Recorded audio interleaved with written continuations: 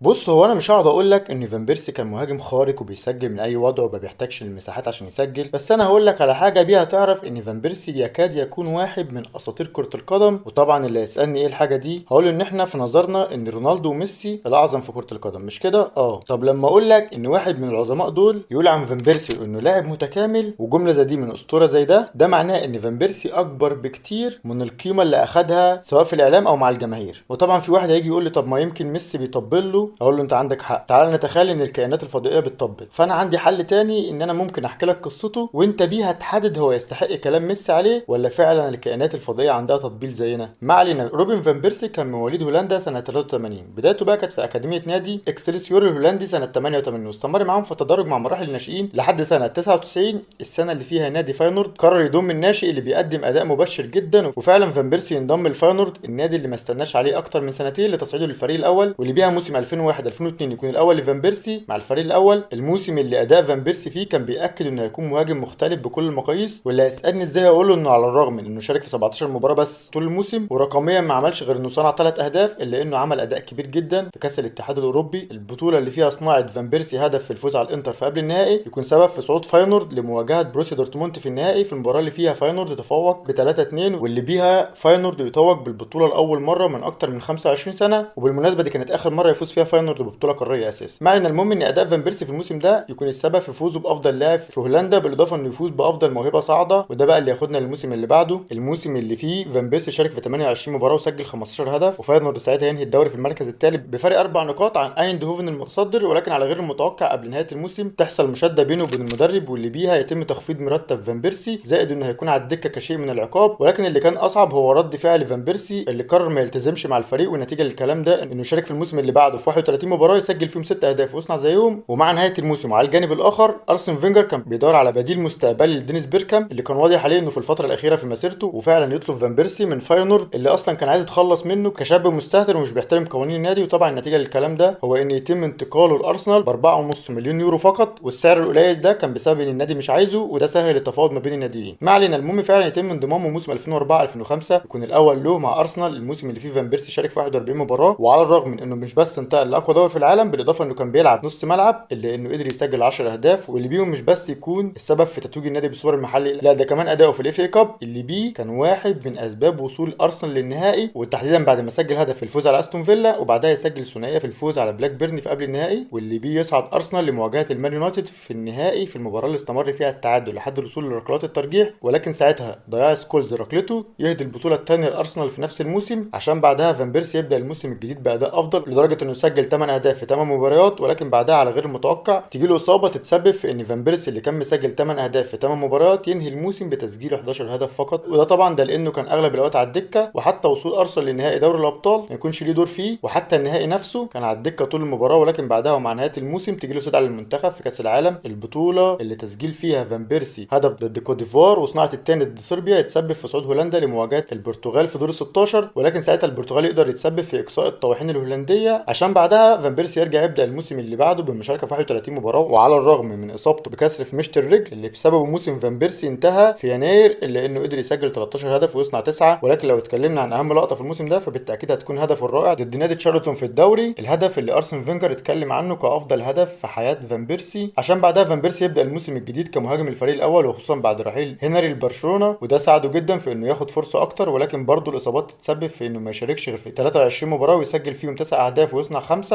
وارسنال ساعتها ينهي الدوري في المركز الثالث بفرق 4 نقاط عن تشيلسي البطل. ولكن القصه ما انتهتش على كده، بعدها تجيله استدعاء للمنتخب في يورو 2008، البطوله اللي فيها فان بيرسي قدم اداء كبير جدا، وتحديدا بعد تسجيله هدف وصناعه الثاني في الفوز على فرنسا، وبعدها يسجل هدف في الفوز على رومانيا، عشان بعدها يصعد المنتخب الهولندي لمواجهه روسيا في المباراه اللي استمر فيها التعادل لحد الوصول لاكسترا تايم، وهو بيجي ارشفين يسجل الهدف الاول ويصنع الثاني، واللي بيه يصعد الروس على حساب الهولنديين. وده بقى يزعل فان بيرسي جدا، والنتيجه للزعل ده ان فان بيرسي يبدا موسم 2008 2009 بالمشاركه في 44 مباراه ويسجل فيهم 20 هدف ويصنع 14، واللي بيهم يكون واحد من اسباب وصول ارسنال لسيمي فاينال دوري الابطال، وتحديدا بعد تسجيله هدف في الفوز على بورتو وروما وفيا ريال. وحتى خساره ارسنال من المان يونايتد في قبل النهائي كان فان بيرسي سجل فيها هدف، واداء فان بيرسي الكبير في الموسم ده يتسبب في فوزه بجائزه لاعب الموسم في ارسنال، بالاضافه انه كان الاعلى صناعه للاهداف في البريمير ليج عشان بعد العظمه دي فان بيرسي يبدا الموسم الجديد بالمشاركه في 20 مباراه ويسجل 10 اهداف ويصنع 8. واللي الارقام دي كانت بسبب اصابته في الانكل واللي بسببها غاب اكتر من 5 شهور عن الملاعب، ولكن مع العوده في نهايه الموسم تجي له استدعاء للمنتخب في كاس العالم، البطوله اللي فيها المنتخب الهولندي قدم احد افضل اداءاته في تاريخه. ولكن لو اتكلمنا عن فان بيرسي فبالتاكيد هو واحد من اهم اسباب وصول المنتخب للنهائي، وتحديدا بعد ما سجل هدف في الفوز على الكاميرون وصنع الثاني في الفوز على اليابان عشان يستمر المنتخب الهولندي لحد مواجهه الاوروجواي في قبل النهائي. في المباراه اللي صنعت فان بيرسي فيها هدف يتسبب في صعود المنتخب لمواجهه اسبانيا في النهائي، في المباراه اللي استمر فيها التعادل لحد الدخول الاكسترا تايم، وبعدها وتحديدا في الدقيقه 116 غداره انيستا تنهي احلام الهولنديين في الفوز باللقب. عشان بعد خيبه الامل دي فان بيرسي يبدا الموسم الجديد بالمشاركه في 33 مباراه ويسجل 22 هدف ويصنع 7. وعلى الرغم من اصابته في الانكل اللي تسببت في غيابه اكتر من شهرين الا انه قدر يكون ثالث هدافين الدوري وثاني افضل لاعب في ارسنال بتصويت الجماهير، بالاضافه ان هدفه في برشلونه يكون الافضل في موسم الفريق، لا واكمالا للعظمه يكون هو الكابتن الاول للفريق وتحديدا بعد انضمام فابريجاس لبرشلونه.